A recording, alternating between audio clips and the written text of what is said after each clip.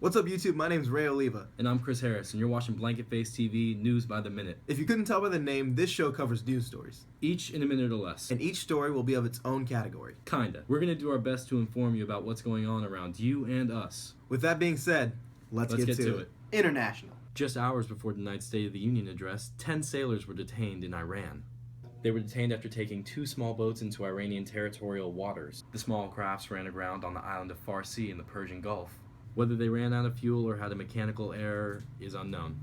They did not send a distress signal before their detainment. The White House has addressed this issue and said that they plan for it to be resolved quickly, and Iran is saying the same thing. In a time when diplomatic relations are already so strained between our two countries, it is vital that these prisoners or detainees are released promptly. It has been confirmed that the president does not plan to address this in his State of the Union address, but whether he'll be able to stick to his cool with all that applause, who knows. We're getting these prisoners! We're getting these sailors!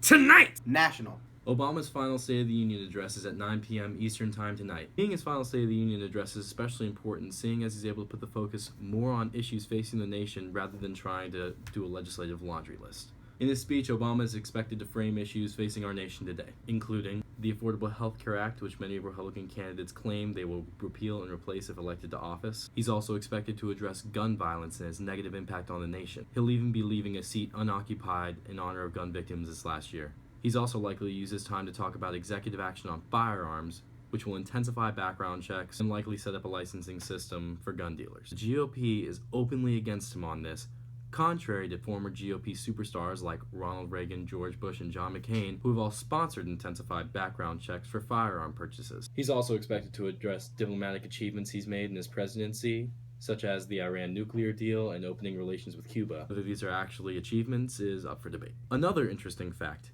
Kim Davis will be in attendance of the State of the Union address tonight, and all of my heart and soul hope that she just pulls a Kanye West at the 2009 VMAs and just watch the Secret Service go in on her, just so that we can watch her embarrass herself through a simple act of stupidity one last time. Sports. Alabama defeated Clemson Monday in the College Football National Championship. This is the 4th national championship for Alabama in 7 years, and Nick Saban's 5th national championship as a head coach. With all the success Saban has had recently at Alabama, he's now being compared to all-time great Bear Bryant. Because of how great he's done recently, it seems like everyone's forgotten about his attempt at the NFL. Kinda like when a celebrity's nudes leak, but they act so well that everyone just kind of forgets about it later.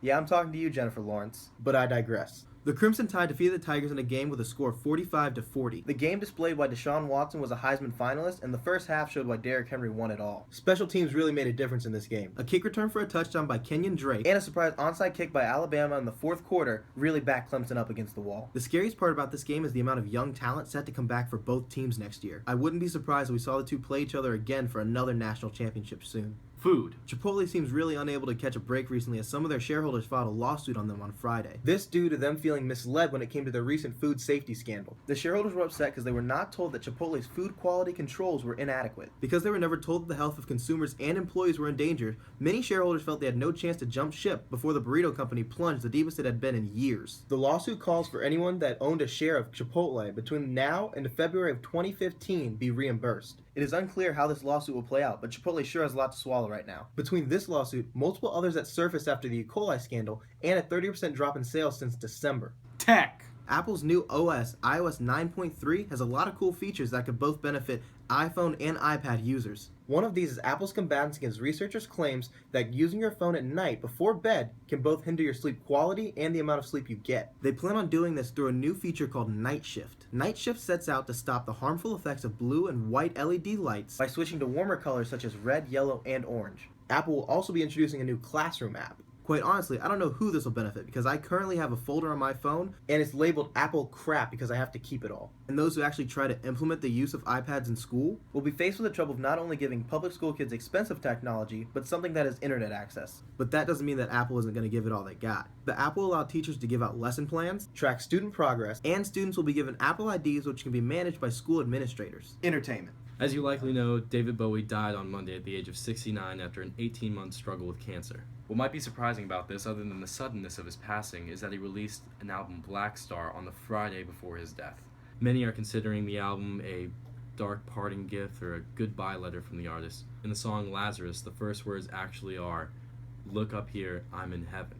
He had an influence on so many, it's incredible. Even if you weren't a particular fan of his, the person you're a fan of was probably a fan of his. While this is certainly sad and many people will agree that he passed too soon, I believe his life should be viewed as a joyous occasion. Death happens, and there's nothing we can do about it, so while we should mourn his passing, it's also vital for us to remember his life.